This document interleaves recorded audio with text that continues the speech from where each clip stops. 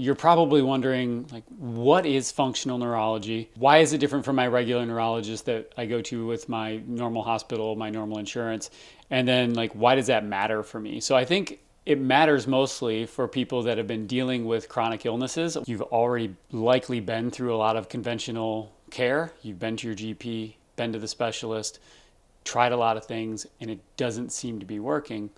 That's kind of where the story starts for most people. That's where it started for me. So when I was in college, I had a really good friend who had been sick. And I got so sick of watching her go to specialists and just get no help. And it was always just like, try this med and try that med. And some of them would feel terrible. Some would make her like, moods change and all sorts of things. And then she'd gone into like the holistic route. But as soon as you go into holistic medicine, it was just the Wild West. And I was trying to look for things, and I came across this video. It was actually a PBS special, and it was a video. They had a little trailer of it. It was so compelling to me because it was this guy who was a chiropractor.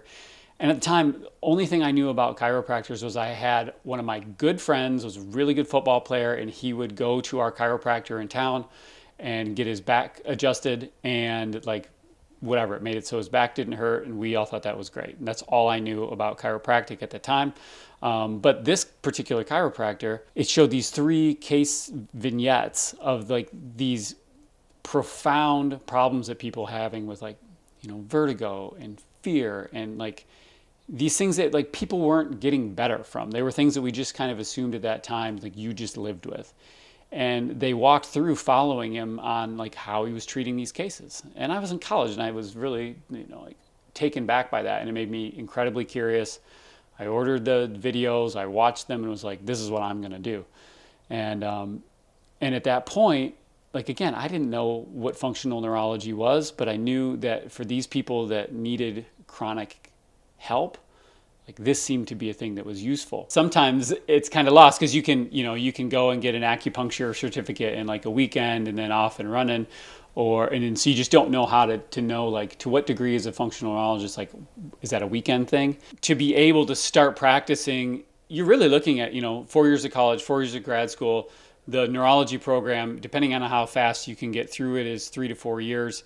And then you have to take the board exams after that. Just to get to the point of being able to like start to practice in neurology took 12-year process. And then as we keep going, I'm still learning and still evolving that to this day. I feel really lucky for that because it gave me a background in looking at problems in a slightly different way. So we weren't focused on things just in terms of chemistry and like what medication could we use.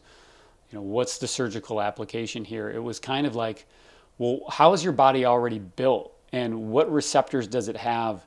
And we know that even when we use medications, what we're really relying on is the intrinsic healing power of the body. And like the thing that was impressed upon me there was your body's already got the ability to heal on its own better than anything that we can do, that we can apply to it. So if we really want to try to push people toward healing, we have to somehow partner with that system and not try to overtake it, but rather try to nudge it or even just like ride it so that people are able to use their own intrinsic healing systems to be able to heal. With that focus on helping people through chronic brain-related injuries, I constantly come up against this question of like, how are you different from a conventional neurologist? But a lot of it comes down to thinking about pathology or the symptoms people experience on a continuum. Like if you've had a stroke, there's like a fine line of like, there is damage to the tissue in your brain, right? If you, develop Parkinson's disease, we are at the point where there is damage in your brain. But you can also think about, by the time you get to damage, like there are fewer things that you can do to use your body's intrinsic system to be able to help. And then when we look at things like concussion, when we look at things like dysautonomia, we realize like we're not really in that space where there is this irreparable damage in the system, but we see that it's just not able to work as effectively as it should. And most of our conventional medicine and conventional neurology is kind of really built to help manage like making sure you don't die. And once we get to that point, like it's kind of job well done. And then like, whatever happens from there, we did our job. And my feeling is like there's so much we can do to help train the brain to be able to add incremental improvements in the way that people feel on a day-to-day basis, the way they operate on a day-to-day basis, the way that they can get more quality of life in the time that they have. And I think that part is really important because it's the part that we don't see as much focus on in conventional routes, but I think is the part that really, really matters when you consider the time that we all get to live on the planet. So when we think about functional neurology, we're thinking about those cases where it's like, well, what can I do for this person to where as quickly as possible we can improve their quality of life so that the days, weeks, years, decades that they have on the planet can be as good as they possibly can be. And I think that is, it feels like pie in the sky maybe to some people, but it's the most important part because every individual person is just trying to like feel good and live their life. And it's really tough when everybody says, well, that's as much as we can do for you, just go on and live that way. Even though you feel like you're suffering, maybe you can take this drug and it'll make you, numb the pain. And I just don't think that's, honestly, I just don't think that's enough in the world of chronic illness. When we're in a hospital system, it's really important that all the physicians kind of hold a standard. There's a standard of care that everybody meets, whether you're in a rural, small hospital or in a big city at a major institution. You're trying to hold those standards up so that you get the same level of care across the board. It's kind of like McDonald's. You want the same burger everywhere you go. That's really helpful because you don't want people to get worse care based on where they live. We get to sit on top of that because we get to hold a standard of care, but because we're working with things that are already intrinsic to a person, like we're not giving them drugs, we're not cutting them open, we're not performing surgeries, the risk is incredibly low. So it really gives me the opportunity to expand and look out across research, not just within the US, but within other countries, and be able to see what they're doing on a physical basis across different disciplines. Like what are they doing in cardiology? What are ENTs up to? What are people noticing in the field of neurology across the board?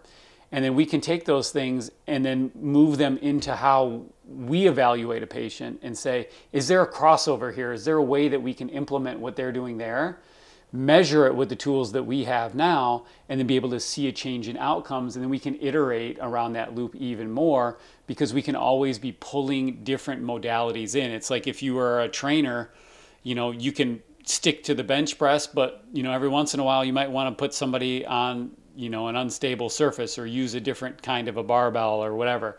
You get the ability to be able to challenge the body in different ways and then turn around and measure that again to be able to understand, what are the best ways to go so we can iterate faster. But it also means that we don't have to wait around and make sure that everything's okay, which can burn decades while we already know a thing works, but we have to wait for it to trickle down into the standard of care before people can use it.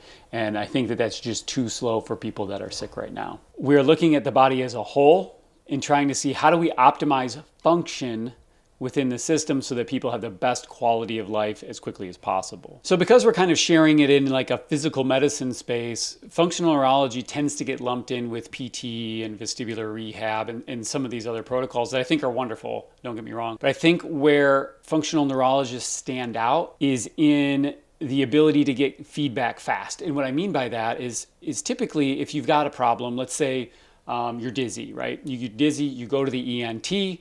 The ENT says, hey, you need to go to vestibular rehab. And when they do that, though, you're kind of writing the script and then sending them off to go do this other thing.